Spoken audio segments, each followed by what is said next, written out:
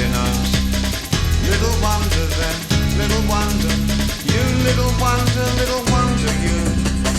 Big screen dolls, fits and El día que llegaron los alienígenas, yo iba fumado y acababa de salir de casa para comprar el pan. little wonder. El día que estalló la Tercera Guerra Mundial, yo volvía de la playa de Comarruga, de pasar unos días descansando. Playita con nevera.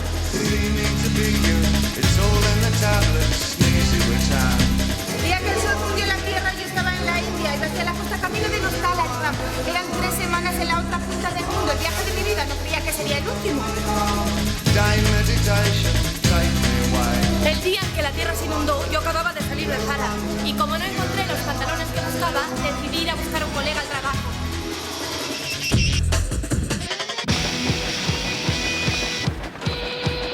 El día que la tierra se partió por la mitad, yo iba en tren. No sé a dónde, no sé muy bien por qué. A algún sitio no muy lejos que me pudiera llevar a un lugar más lejano. El día de la fusión nuclear salí a pasear en bici, como siempre. Aparato absolutamente desfasado a los tiempos que corren.